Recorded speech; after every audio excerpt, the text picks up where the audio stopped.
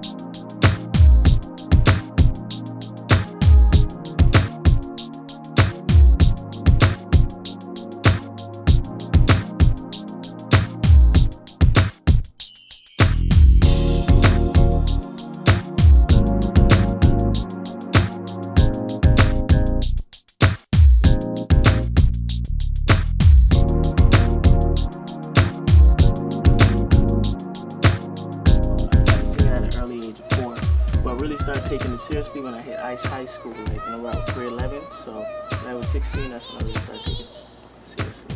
Okay, so what was your first experience on stage singing? Like when you knew that this is it, this is my life, this is it. Well, basically, you know, I've been singing like since I was 4, like doing little shows. Anytime I could get a chance to sing in church, community events, anything. But when I really like hit the stage was about in high school when I was 16, and it was a variety night, and I sang "I'm Donald Jones, Where I Wanna Be." And from when I first did that, and I heard all the girls screaming on stage, going wild, and oh my God! So from then it was like, yeah, this is what I want to do. You know what I mean? It was crazy.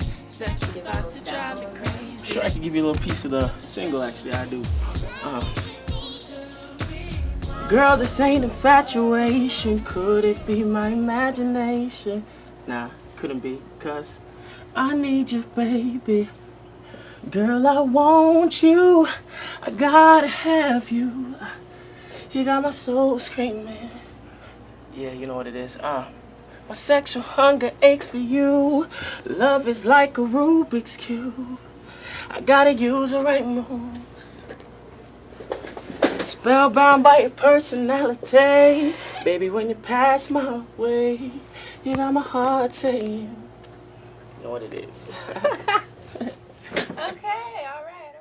So what was the concept for that song? Like, how did you pen that one? Wow, the concept. Let me tell you a little story about the concept. So, one day one of my producers came up to me and said, S, I got this crazy track that you need to jump on. I'm like, alright, pitch it to me. I heard it. I heard the crazy sample in it. I do. I was like, okay. So I took it home and I popped it in my cassette, my CD player, and I was listening to it back, and I'm like, how could I approach this song differently? How can I do like really approach this song and bring out the sample? And like just come with it different, make people say, oh shoot, this is crazy. So I was there laying on my back, thinking about it, and I just popped up and it was like, makes sense, just keep it real. So I just popped up and I just started singing, lay on my back, pondering, staring at the sea, contemplating, baby girl, I'm out on your feet. From there was a rap. So basically what it is, I just made up a story just putting myself in another guy's shoes, saying that, okay, you know what, he's trying to get to this girl, trying to, you know, make that girl notice him. So he's trying to find different ways and just make her notice him. So basically throughout the song, he's just trying to find different ways and having this girl say, yo, listen, I want you, I need you, I do.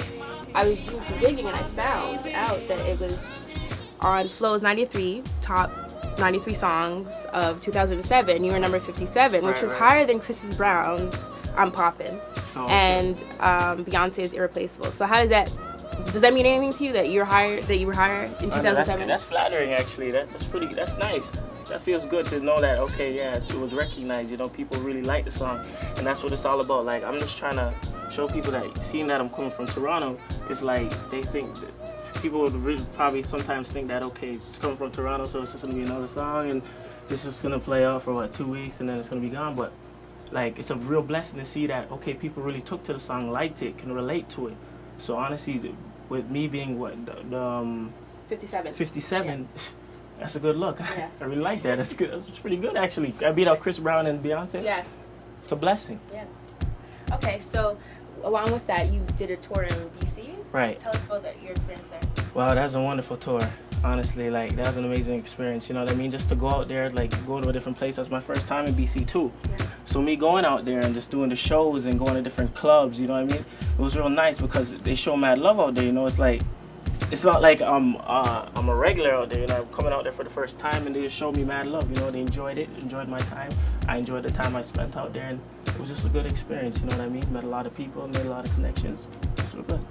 So I guess off of your connections, what can we expect from you? Like, there's gonna be a whole lot. I got a cross country tour coming up, just touring all over Canada. Okay. I got some club tours, high school tours.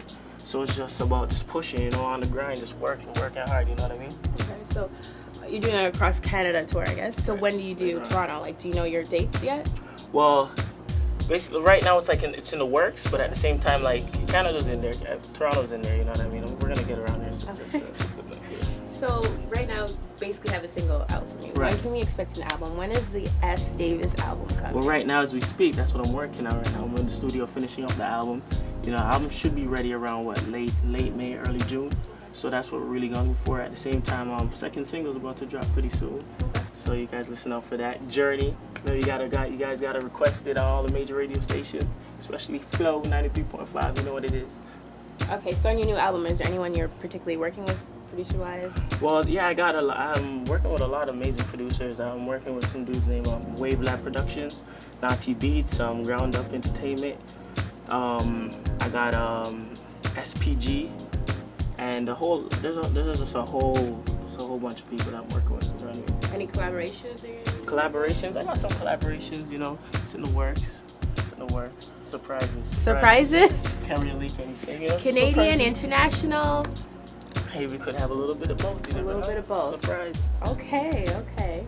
So I found out that you were in a movie. You tried out for Urban Star. Right. And you caught the eye of a certain producer, and then you ended up in, what movie did you end up in? It was Confessions of a Teenage Drama Queen. Back in the days, wow. Lindsay Lohan. Lindsay Lohan. Before she was crazy. Yeah. Whoa, Lindsay. But yeah, how that went, it was Flow Urban Idol. Okay. And I was going through it, and as I was practicing, I was rehearsing, I was walking through one of the parking lots. And I was singing like just practicing. And then I was singing Stevie Wonder, Not Enough, Just Enough for the City. And then out of nowhere I heard just a voice, a kind little voice, young man, English voice. This lady, she called me over and she's like, "What's that song you're singing there?" I'm like, "Stevie Wonder, Just Enough for this." You know, that's the same song we're using in our movie. And it's quite ironic that you're singing that song.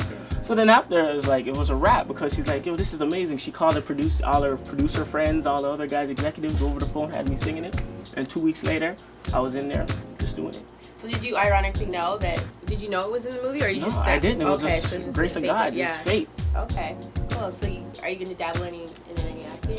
Acting, yeah. Actually, acting is in the blood because my mother's a stage actress. That's She right. does a lot of Jamaican plays, West Indian plays. And she's also a singer. She sings herself. And my father, he was a road manager in Jamaica for some artists. So most definitely, I can see myself doing some acting. Most definitely.